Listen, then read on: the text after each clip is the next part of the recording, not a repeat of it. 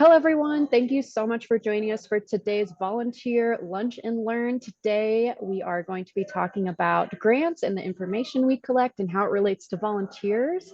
So I'm so excited to have you all tuning in today, either for the rerun or hopefully we'll get some live people in a bit here to ask some live questions. But we have the one and only Brady Steffl. He is our grants manager. He started writing professionally in 2012. And then he kind of got more into the grants arena, working as a consultant for nonprofits. So he's very well versed in the nonprofit sector, very talented writer. He pretty much just takes everything we do and puts it into really concise, heartwarming, enticing messaging for people who give grants, for donors, and all these different people in our community that make our work possible. And we also have Penn joining us here. So Penn is our Director of Development and Outreach. She's equally as amazing as Brady. She focuses on our development and outreach and partnering with different organizations and some really high level stuff. She's also passionate about accessibility.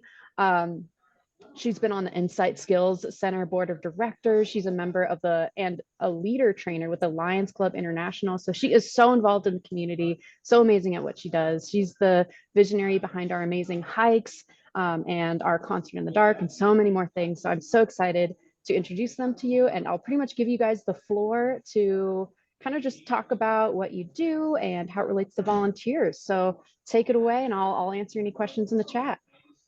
Well, hello, everybody. This is a bit of a new experience for me since typically I live in this small space and I write grants or other things. And so I'd sit in my little 10 by 11 room and I write. So I don't do a lot of public presentation, but I put together some notes. Hopefully that gets people up to speed on what a grant is, what it isn't, how we go about them, how we find them, all that kind of stuff. So I'll just launch in. Let's do a screen share of that thing. And hopefully that's sharing my... Yes, it is. Perfect. Okay, so how do I go full screen on this? Is it Alt Enter? No, it is not. Looks like it's full screen on my side. Yeah. Is the the slides full screen? It doesn't really matter. Yeah, I can still see the side slides. Yeah, whatever. So here we are. So I am a grants writer, and I started in academia. As Alex mentioned, I think I got back from Germany in like 2012 and then jumped into that. I had been doing other sorts of writing, basically non-fiction-y kind of stories and freelance stuff. But I got an opportunity to do this, and I wrote large grants for KSU in Kansas, and was writing for hundreds of thousands to multi-million-dollar grants over there. And then the sequester hit, and we wound up coming to Colorado, and it is beautiful here and we love it. So there are many types of grants. So what is a grant? A grant is a gift. This is, I don't love doing this whole, here's, Oxford English Dictionary says, but it's a gift such as land or money for a particular purpose. And I think of particular purpose, I'll go back to front here. A particular purpose is really the thing that a lot of people miss with a grant.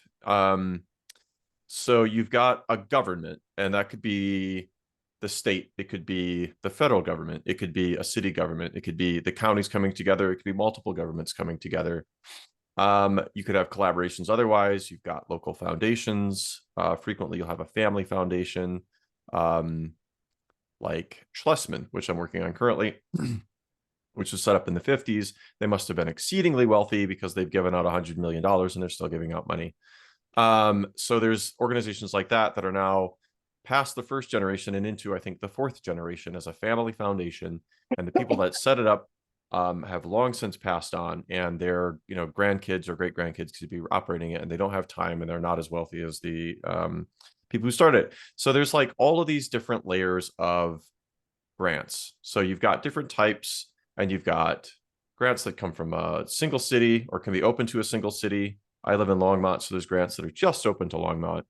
There can be grants that are then open to Boulder County, which is, where Longmont is situated. Or it can be open to the Front Range, sort of generically defined by a foundation. Foundations can be a little squishy. They can say like, oh, well, we want to fund the Front Range. And what we define that as is we're gonna go to the St. Vrains Valley School District. They might not even fund the St. Vrains Valley schools.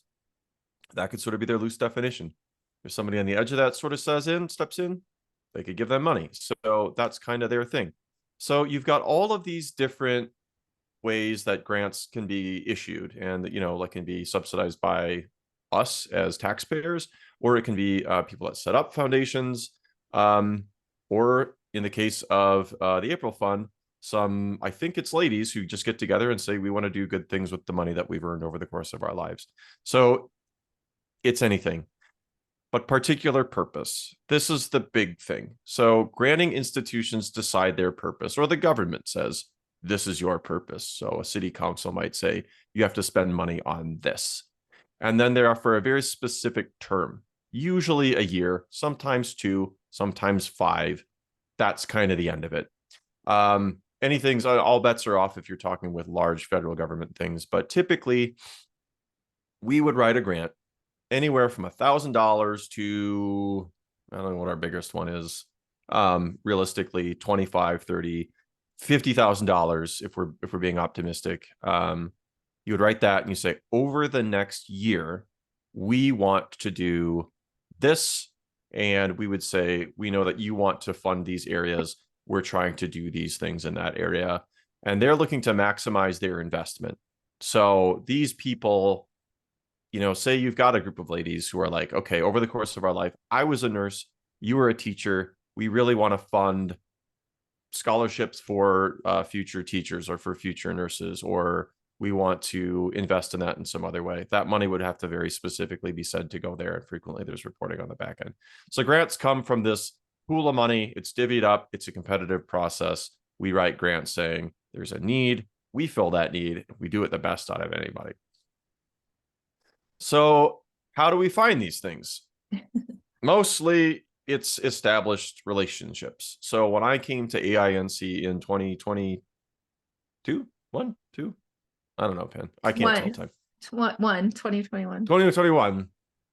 I walked in and there was this array of grants that we had already been receiving. And so then what we need to do is maintain those relationships, make sure that we're sending off the reports that they require, that we're doing the things that we said that they would do in the initial grant request, that type of stuff. So most of the money that we get from grants has been established slowly and built up over the 30 plus years that AINC has been in operation, which is nice because searching for grants is kind of the pits. It's a very grueling and onerous thing that can just be a lot of tedious trudging through online databases. And as mentioned, there's like these different ways you can get funding. So if you have a government grant, usually the government's going to say you have to list it here. It has to be listed for this long. The window that you can apply through can be this long. The turnaround time after that you can read the applications and grade them and get back to whether or not you're going to fund them, that has to be this long. And then whatever. Those take forever to get back. But those have to be listed. If you have a small family foundation, you might only hear about that through word of mouth. You might say, oh yeah, I got the April Fund grant this year. It's like, where is that? There's a tiny little website in a little niche on the internet.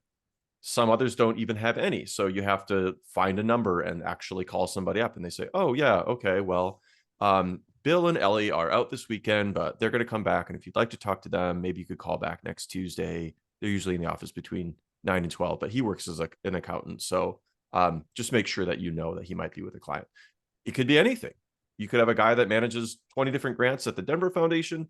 You could have somebody that just does this as spare time. So we can go to places like, see if I can find this. The Colorado Grants Guide. So we have an account here. You have to pay to get in. But then there's all of these different grants that you can look through. And these different grants are going to say, hey, we are looking to fund something very specific. So this grant is the pet welfare grant, a pets focused operation. Probably we could go in there and say, hey, we need to buy kibble for the kennel that we operate because we're a no-kill shelter and it takes a lot of kibble to keep everybody going. So if we would apply to them, they'd say, I'm sorry, we don't have anything to do with what you do. Not that we don't think that it's important that we serve people who are losing their vision, who are blind, but we want to make sure that animals are taken care of. I mean, it's Nestle Purina. That makes sense. The same with PetSmart and whatever. Conversely, you can have organizations that we or foundations that we would apply to that say, look, this money came from my grandmother who did fairly well in her life, but she lost her vision and she wants to make sure that that goes to organizations that are serving people that are going through what she went through in her life. So it's very targeted like that. So you got mailing lists as well, word of mouth or online searches, databases. Sometimes they're free or paid, and sometimes it's just a huge grind to go through them. And you search and you say, okay, what we want to do coming up is make sure that we offer slightly different Spanish language programming. Now, how do we look for that? Well, we want to serve Latino people. So we could punch in Latino and see what comes up. You could type in Spanish and you're going to get different results for all of those. And then you have to read through, oh, well, these guys only serve the El Paso region. Like, do we have enough people in that region to justify applying? So that kind of takes us to what we want to apply for. We look at a couple of different things in a given grant. In a given grant, you've got capacity. So how much are they typically funding per grant? What's their max? What's their minimum? What's the range? Is it going to make sense for us to apply for this? And their inclination. And that's really their inclination toward us. Do they want to focus on the things that we do? Do we have an overlap? And this is like, are we asking for dog food? Well, if we're not, we might not want to talk to Purina. Are we helping people get connected with nutritious meals? Then maybe we shouldn't talk to Kroger or Giant about, what are their grants, because that's what they would focus on. So we're looking for those kinds of things. So we definitely have grants that focus very specifically on people with vision loss, but they're not that common. And there's also grants that focus very specifically on people that are aging, older adults. But those are not particularly common either. So we're looking at that saying, okay, we need to find grants to start with that focus on areas that we are working in. Some are also extremely generic. I think Mabel Hughes we were talking to recently, and they said, you know what? We want to make sure that good things are happening out in the world, full stop. Okay, what's that mean? What are you really passionate about? So you can go and try to find their tax forms and whatever and say, okay, they were giving to this person or they were giving to them. So it seems like they're actually a little bit more focused on kids than maybe even they realize. Is it worth it to us? And if you can get $5,000, probably it's worth taking a punt for a couple of years and seeing if it comes through. If it doesn't, maybe back off for a year or two and then you can cycle back to it. If it's $25,000, maybe it's a bit more worth it. But when it comes to grants, as mentioned, we have these different types. So we've got federal grants, we've got state grants, we've got county grants, we've got foundations. And then you've got the monetary side of things where go through, where as things increase, so basically as you level up, things get more complicated. This is kind of a general rule. It's not necessarily that you're going to say when we've got a larger request, it's going to take us more time and energy to get that funding, but probably.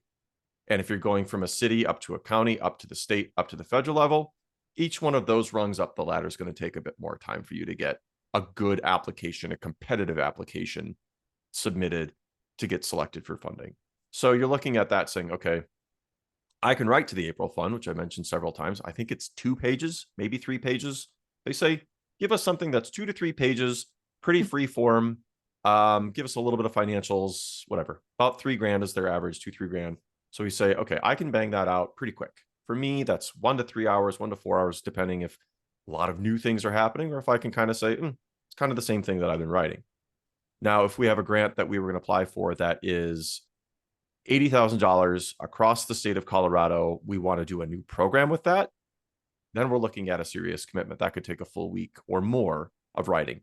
They're also going to want all of these extra attachments. They're going to want a yearly budget. They're going to want our year-to-date financials. They're going to want our budget for how we're going to spend the money that they're going to give us. They're going to want to know who's on the board of directors. We're going to want to know all kinds of things. There can be 20 or 25 different attachments that they would want.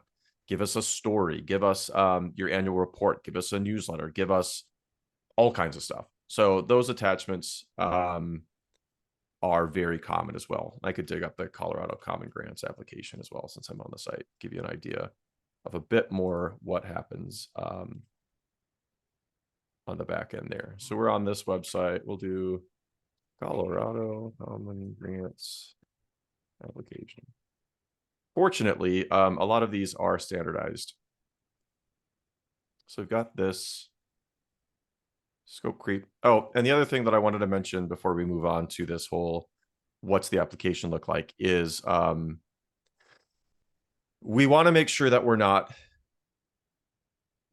creeping our scope. We're not chasing funding for the sake of chasing funding. At AINC, what we want to do primarily is make sure that people with vision loss have access to the services that they need using audio to, you know, go out and continue doing whatever they do, continue their traditions of reading, read the paper, shop for groceries, all of those types of things, lots of stuff. But we can get kind of bogged down where the edges get a little bit, you know, like, are we bordering on something we want to do or not? So we could find a grant that is focused on people with vision loss or blindness, and they want to do something in Braille services. And we say, well, maybe we could do that. It's worth kind of a lot of money. It's not too hard to write. But then we would get sort of saddled with this responsibility of doing this thing that's parallel to what we would do, or maybe adjacent to what we would do, but not exactly what we want to do or what our mission is stating. So then we wind up with these extra responsibilities we're taking away from other things that we would normally be doing. And finally, what I want to say is what I hear all the time is you should write a grant for travel, a mood room, better snacks. I just hear that all the time. You should write a grant for. But kind of as we've gone over, I don't really get to pick what we get to write a grant for. As a staff, or the board can chime in, or other people can chime in. They can say, well, what we really want to do is build up a little bit more Spanish language programming. Okay, that's where we start. Then we go and hunt for the foundation that wants to help us do that. That says we're focused on making sure that there's equal access for people who are monolingual Spanish speakers in Colorado. And we know that there's a population there that is underserved and has low vision or blindness. So that's a pretty narrow scope. A lot of the times when they say, oh, you should do this, or you should write a grant for that, I don't just have like a, you know, like this cloud that I just kind of throw these ideas up into, and then they kind of come back and work. You have to find a very targeted thing.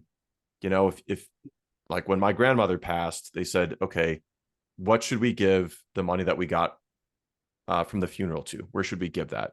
And everybody knew that she loved gardening. So they decided to donate that money to like a garden, have a bench installed, or some raised beds or something like that. One of the local community gardens. Now, it's very much the same thing if I'm saying, you know, how are we going to ask for how we're going to get money out of these other grants? If we just say, hey, your grandmother died, I want to, you know, teach kids how to work on cars. Like, nothing wrong with that, but she didn't care about that at all. So there's just not going to be overlap there. And it depends on where the funding is and what people are looking to fund. And the trends change through time. With the Black Lives Matter movement, there's a lot of DEI work that started happening. A lot of money was invested there. So trends change over time. So I can't really just go, oh, I'll just go write a grant for. We have to decide as a group what we're going to do with that, and then really work hard to make sure that we are targeting what we want to do and see if there's anybody that wants to fund that kind of work. Yeah, that is so well said. And I want to chime in too that we really pride ourselves on being listener driven. So exactly along with what Brady was saying, like all of our decisions are based off feedback from listeners and our programming advisory committee and stuff. And that kind of goes along with not chasing money, but having grants that really feed our needs. So very well said. Well, thank you. Yeah, so that's very much part of how we do that. We want to make sure that all of that is relevant, right? It's very, very relevant. So the application, how do we actually do all of this? Well, there's multiple ways. Like I was saying, there are people that are just send in a page, send in 3 pages. There's no form. They don't want anything. Just say, no more than 3 pages, please. Like, we're busy people. We have some money. We want to give this away. We have sort of this idea of what we want. And then there's others that say, we really need you to stick to this extremely rigid format. If you do not follow the format and you do not follow the rules, we are not going to fund you. We'll summarily dismiss you. And this is, I think, only happened once or twice to me that I forgot something, like something wasn't. But recently, actually, we submitted something, and one of our outside of our control, a couple of our documents weren't prepared for that calendar year. We submitted it. We said in the thing, and this is a grant that we've been getting for 15 years consistently. We submitted it. We said, hey, I know that we don't have the 2022 document that you're requesting. I've attached the 2021 document. Within, like, before you judge this, even probably we'll have the next one. I don't have it today. I can't give it to you. I'm like, apologies. It's out of our hands. Our accounting firm is being slow, whatever. So they said, too bad. You can apply the next time. So that takes us to due dates. Because we got lucky with that one, we were able to say, okay, well, we missed that deadline by 3 months. They let us apply every 3-4 months, whatever. And so we were able to say, okay, we're just going to reformat that whole thing, change a couple of words to make sure that we're talking about slightly different time frame, get the updated documents, make sure everything's signed, I's dotted, T's crossed, send it off. So it's been resubmitted. We got lucky because they have 3 or 4 due dates per year. That's fairly common. It's also fairly common to just have 1 due date per year. And then they just say, okay, well, Tom is the guy that runs this thing. He's got a place in Marseille. So he's going to be on a plane to France every, March 15th. He's not going to care about reading these things. All of the other people aren't going to care if Tom's not there to whip him in line. So we're going to do this in October 15th. Big due dates for me tend to be March 15th, middle of June, July, and then again, pretty much right now, October 31st, November 1st, there's a bunch. Everything dies off. I mean, it's just like any other cycle. You say, okay, it's December. It's the Christmas season. It's the holiday season for most major religions. It's just when kind of the states slow down. People go spend money on other stuff and do other things. And then again, much as in the restaurant season, or for restaurants, not much happens until February. So there might be 1 or 2 that's due in the beginning of the year, but really everybody's in hibernation over the winter. There's not a lot of stuff to do. So then we take time and we get caught up on annual report work, appeals letters, those types of things. So they tend to be clumped up. So I tend to have a bunch of due dates all at the same time. Right now, I got like 8 due at the end of this month. And this is Penn, I want to chime in, is that these grants, even some of them that we have gotten, for decades, is they're becoming more and more competitive because we work a lot with the senior population, and the senior population is growing astronomically. And so there are more agencies that want to serve this community, and it's just so much more competitive than it used to be. So something like how you said, oh, we didn't have a couple of documents ready, they'll kick you out of the system because they have a whole line of people that do have the documentation. So what Brady does is, so much of it is tracking. If you guys saw his beautiful color-coded tracking sheets, it's just amazing how much he has to track and keep up with. And then I don't know if you're going to go into reporting, but it's a whole cycle, and Brady does just a phenomenal job with it. So I do actually have that. I'll show that a little bit later, but there is a lot going on there, and that is a good thing to mention. Individual donors and donors are always appreciated. They really do make a difference. People that donate, because a foundation or the government can say, like, wow, these protests that we've seen this year are really important, or COVID's a really big deal. And then that can happen, and then something else happens and the wind changes, and that money can dry up. And so we have to be careful about overcommitting to things. Because if you have a grant, and it can be a grant that's been reliable for a long time, the people on that board can say, like, we're not passionate about the things that our parents are passionate about, and they've stopped doing this, and now we're doing this, and we think that these other priorities are more important. We're going to stop funding this work. That's a decision they can make, and it's completely out of our hands because it's a competitive process. We apply, and it's all about getting into the good graces of the people that are reading these documents. So that's kind of the life with grants. So I'll try to briefly touch on this. I do get long-winded, but the standard format, the Colorado Common Grant application, is typically 4 to 5 pages, because you can apply for what's called general operating support or program support. And if you can apply for general operating support, that's great, because you don't need to spend it on audio editions in particular. We're not saying we're binding this money to making sure that our audio editions, all of the work that volunteers do, to making sure that is done. We can say, well, what if there's something else that shows up? Most of our money goes to audio editions, but what if we need to spend money on when our firewall died recently? So, there's always things that show up. So the standard format looks a bit like this. And we'll just go through this, but this gives an idea of what goes on. So you want a cover letter, you write up a short thing, introduction. Hi, here's who I am. Here's how much money I'm asking for. They provide a sheet. We fill the sheet out. We say we're general operating support. Here's who we are. Here's what we do. Here's our website. Blah, blah, blah, blah, blah. And then you get into sort of the narrative. And that's kind of where I live. This is the stuff that's the most interesting. This is the part where you're telling your story. Typically, and most grants, if they're not built like this, are built from some of these components, all of these components, plus some more components, whatever. So we start off talking about our background. Hey, we're AINC. We were formed in 1990. We started broadcasting in 1991. Here's what we did. Here's what we do, right? You go into your goals. Hey, we want to build up here. We want to kind of pare back there. You talk about our programs. Here's our audio editions, where volunteers graciously come in and they offer their services so that we can read and record in a timely manner a whole bunch of Colorado print, which then gets broadcast and available on demand across the state, free of charge, right? So we got to say all of that. And you want to say probably a little bit more than that, since they don't actually know what we do.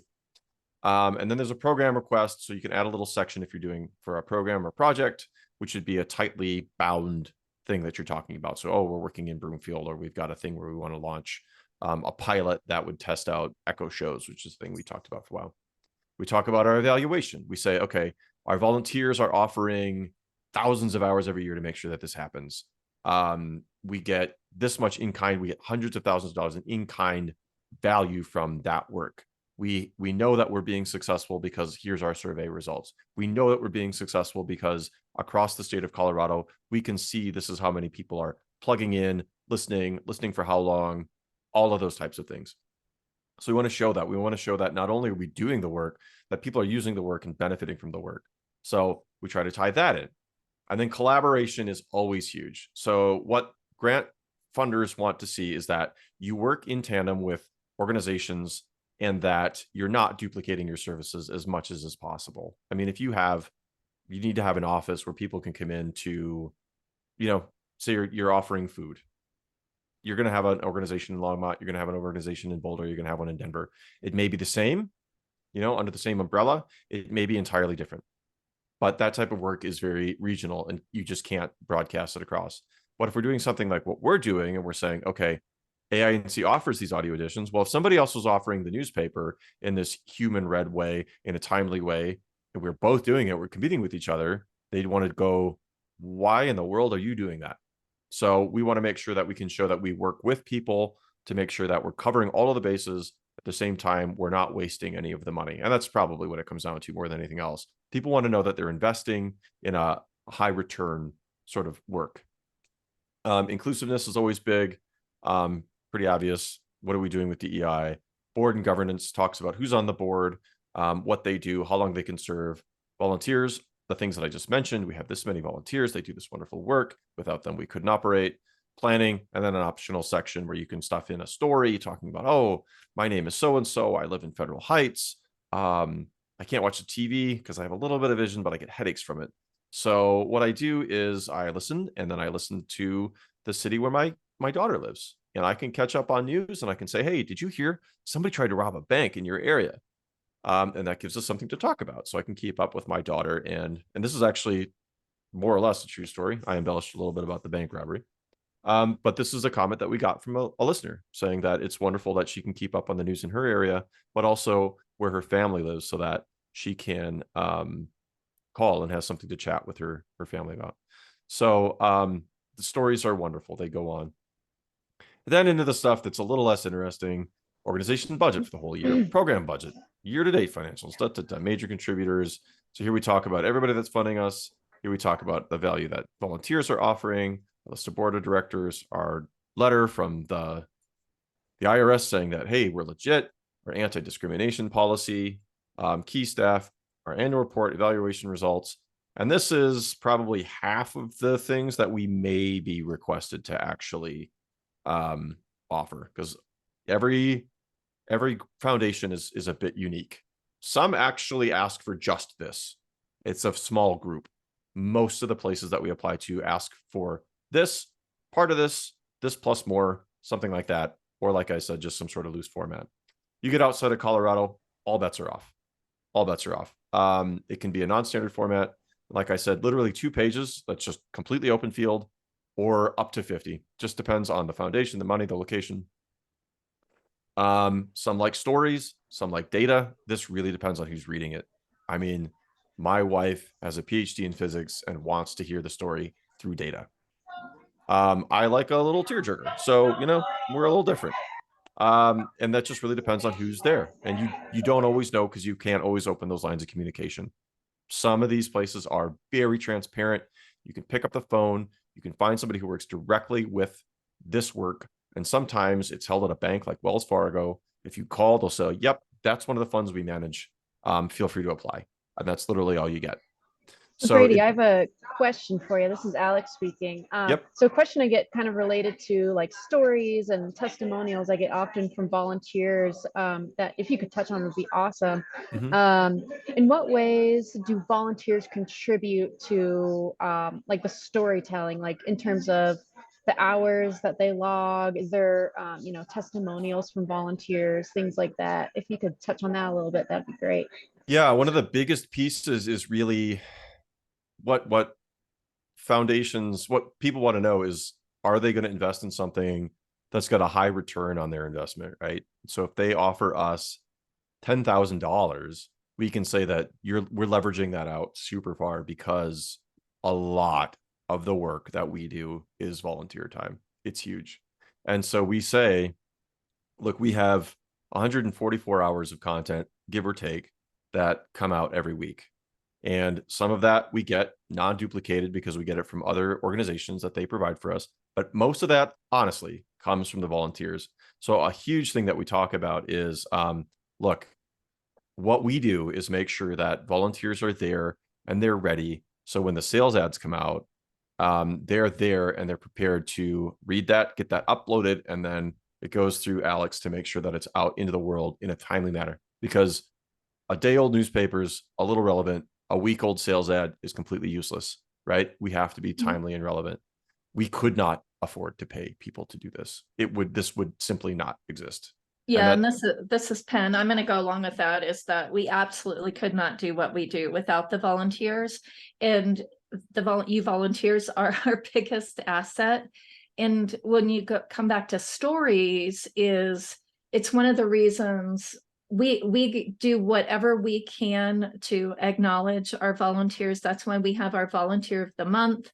And then I know Evan started doing a podcast about our volunteers of the month. We do volunteer appreciations, and also your stories we can use as assets for our grants. So if you share with us, why are you a volunteer at AINC? All of you have beautiful stories. It might be somebody like Brady mentioned, his grandmother, or Brady's, we all have family members that are blind or low vision and we want to give back. Or why are you volunteering at AINC? And also we have specific volunteers that want to read specific newspapers or sales ads for specific reasons, please share those stories with us, because, and we can keep you anonymous, we don't have to use your names, but all of those are assets. And that's also why Alex and her team has set up this amazing way for us to track your hours, because like Brady said, that is collateral that we can use when Brady is writing the grants. Yeah, so to piggyback on a couple of those pieces, we get funding from the Denver Regional Council of Governments. We call it Dr. Cog. I think that's what the acronym means. Yeah.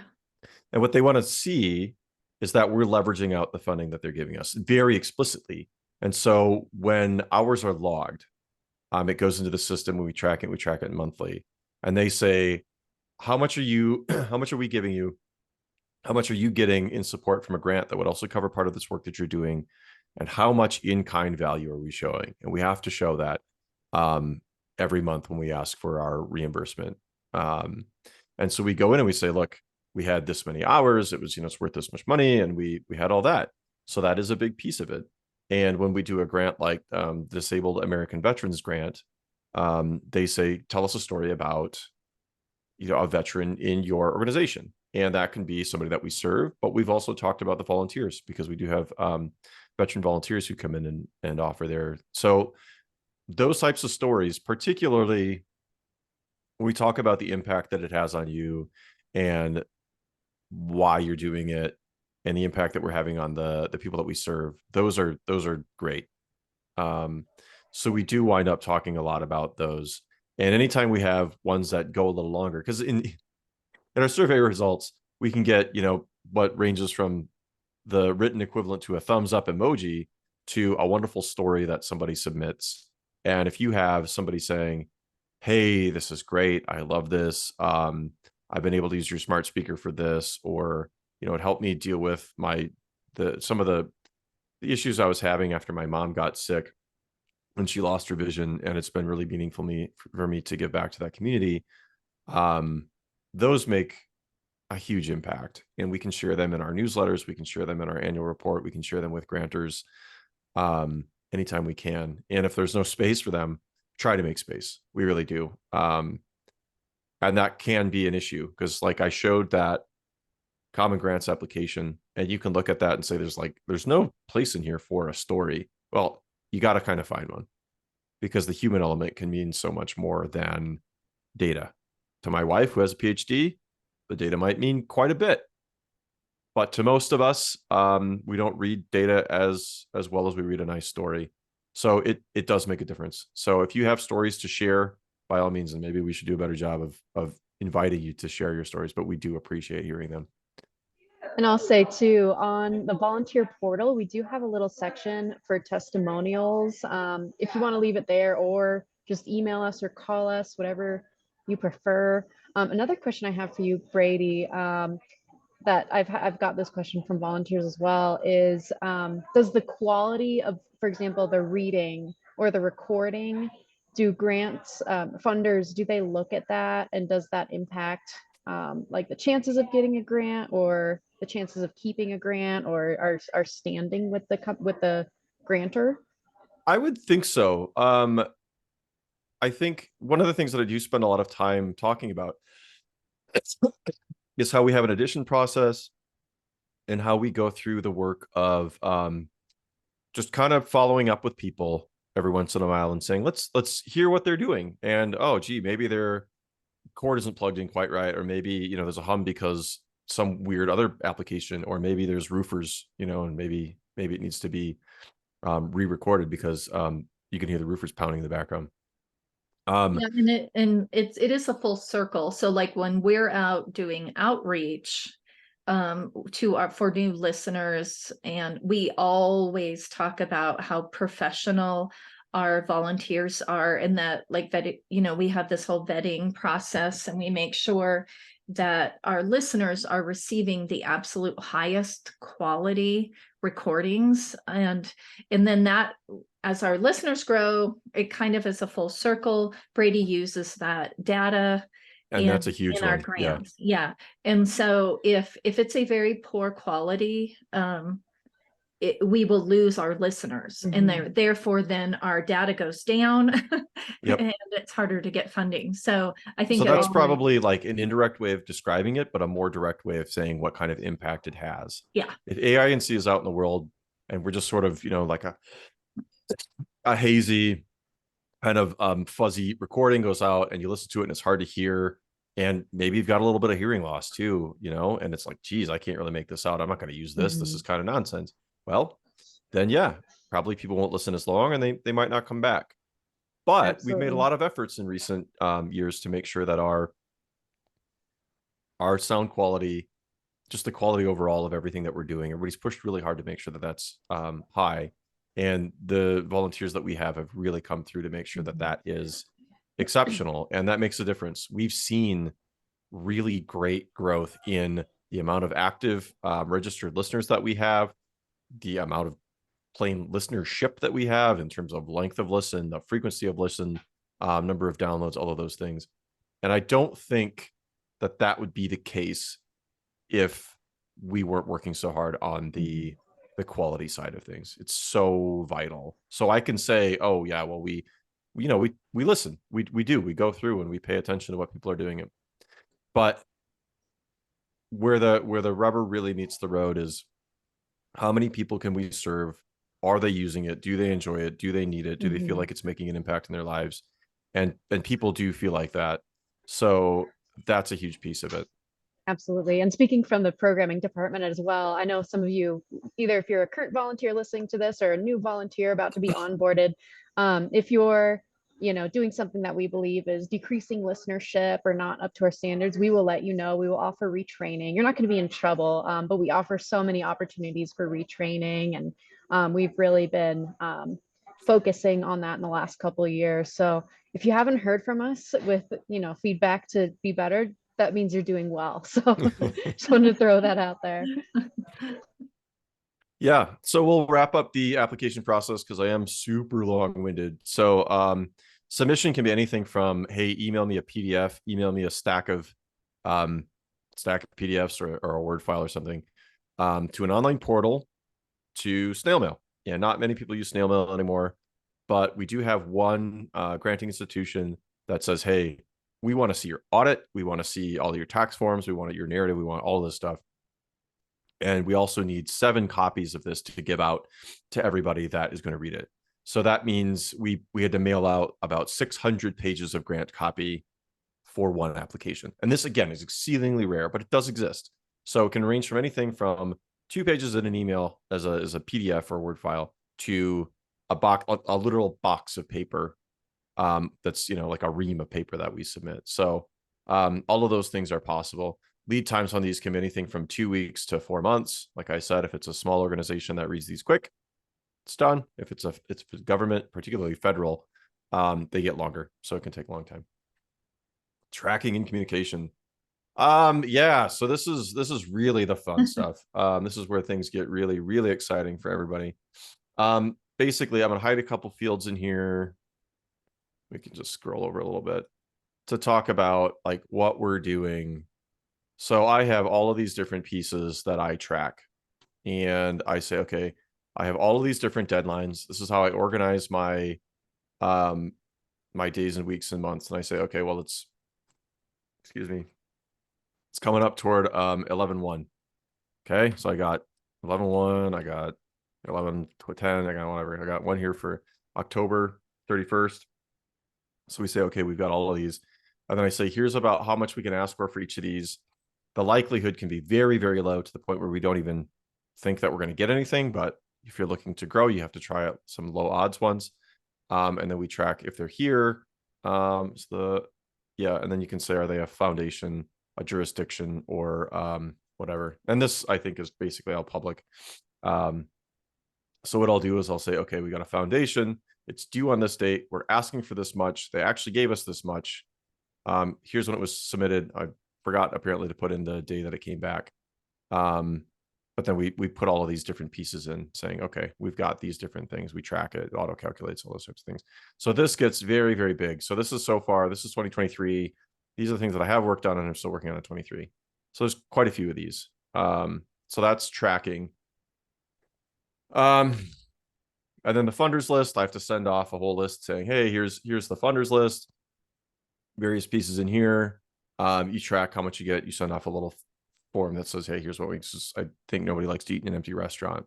Or some people probably want to be the first one in the door, early adopters. And then there's reporting. Reporting is like writing a grant, but usually a little bit simpler, depending. Sometimes they want very specifically, how many people did you serve in Broomfield? What did you do for them? How much money did you spend? How many smart speakers did you offer? How many issues of the Broomfield paper did you issue? Some say, basically, can you do a boiled down grant, that you had before? Just mash that down into about a page. Talk about how your results were, kind of vaguely. So reporting can be literally nothing. We don't want to hear anything after that. We know you're out there doing good work, to pages and very detailed things. Sometimes it's monthly. Communication, when you're talking to grantors, you can get email. Like I said before, sometimes you get an email, somebody responsive, a real person, somebody dedicated to this. Sometimes it's just a bank, and it's just a banker, and that's all you get. And they're just like, well, I can try to pass something along to the family, but they don't really respond. Phone, sometimes through the portal. Sometimes it's very clear, and sometimes it is not. So sometimes you take these long shot grant application efforts and you just say, it's 1 to 5%. I don't know. The questions are very vague. If you have a bank application, it can just be the same questions for 10 different grants. And one could just say, we want to deal with disabilities, children, and sports. And that's all you could get. And you go, okay, well, we serve people with low vision or blindness, so I guess technically we fit, but you just don't know. So that's kind of how that can work. And then reporting, like I said, it's basically as varied as the application process. It can be yearly, quarterly, monthly, nothing at all. And as I said, sort of as the tiers go up, as the dollar signs go up, and as you move up through the ranks in difficulty, so too do you raise up through the difficulties in reporting. So that's another factor. If we say, well, we know that we could probably get $10,000 out of this city, but they're going to ask for a monthly report that's going to take 4 hours. You got to start doing the math on how long it takes to apply, and how much of that we actually have to spend on reporting versus how much we actually have to spend on the work that we do. So there you go. That's basically grants in a nutshell. That got really long. I didn't think I'd be able to talk that long, quite that long, but there we are. That's okay. I would like to just throw in a little bit from the development side with grants and how our volunteers can help us. Like Brady said, some of them are on these big platforms and they're really well advertised and they're easy to find. However, there are a lot of little grants out there, and some of those little grants end up being bigger grants that come to us by word of mouth. And we've, over the last few years that Brady and I've worked together, we have found some of those little nuggets that have grown into really big things. And so that's the way our volunteers can help. If you know of a grant that's out there, even if you think maybe it's a long shot, let us know. Or if you work for a corporation or an organization that that supports the blind and low vision communities in Colorado, you can connect us with that. You can email me, get a hold of me through Alex. We can come and do a presentation. Or if you belong to an organization, community, such as Lions or Rotary or Kiwanis, those kinds of things. Our team loves to visit and do some outreach. And so you can make these little connections for us. I know some of the volunteers have reached out to me and they've connected us with their ophthalmologist and their optometrist. And so those kinds of things, it really does add up. So it really does add up. And I would iterate too that sometimes you find grants, I didn't mention this, but sometimes you find grants that say, do you have a sponsor within the organization? Yeah. Do you know somebody here that like works in this? And I know that there's like BNSF has something like that. And I think Walmart has something like that. And FNBO does that as well. Yep. So if you know somebody in that, so if you are looking for a way go, gee, I don't really know if I can, I don't know if I have any charitable giving left in my wallet. But I work for an organization and I know that they do corporate giving. I wonder if we could get linked up with the AINC. That would actually be, that would be an amazing gift. Like we would be super happy to hear and to open those conversations and have discussions with you and the people that you work with in your corporate giving offices. So. And we've had so many like fruitful sponsorships of our events, and we're Yes. starting to do, or we're about to start doing sponsorships for our programs and broadcasts. So there's going to be so many different opportunities for companies. And on a similar token, individual donations are huge for us. And Colorado Gives Day is coming up, so it's a great chance to donate. Even just a couple dollars will go further if you donate between November 1st and December 5th of this year, because there's an incentive fund and matching donations for that time period. So another great way to help us raise funds and everything. So yeah, I mean, wonderful job, Brady and Penn. They are seriously the engine behind our operations. We could not do what we do without them on our team. They're assets to the team. If anyone has any other questions watching this rerun, leave a comment under this YouTube video and we'll be sure to get back to you.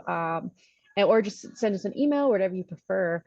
So yeah, is there any last thoughts or comments, Brady and Penn?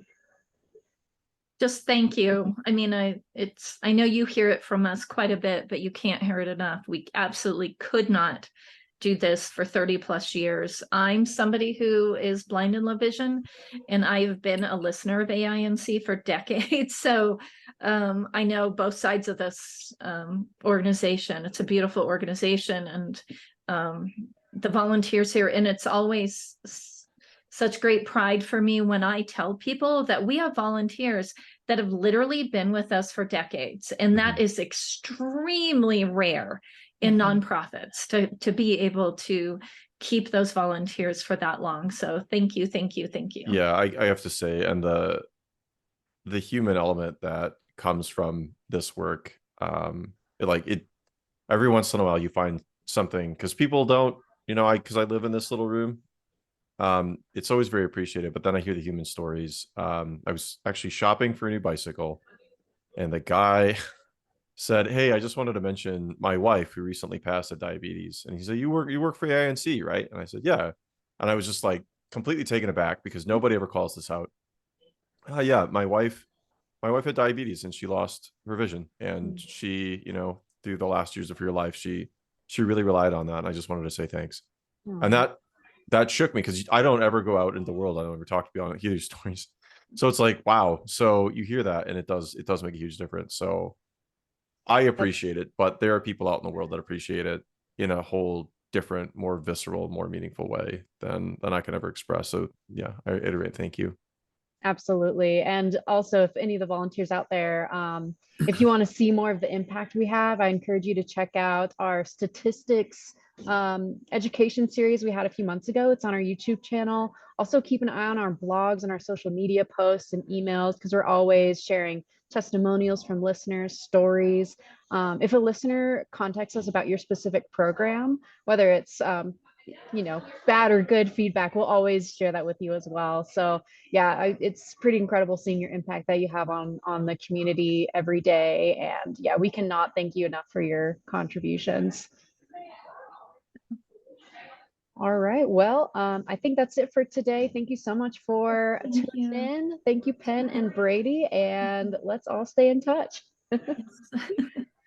Bye, everyone.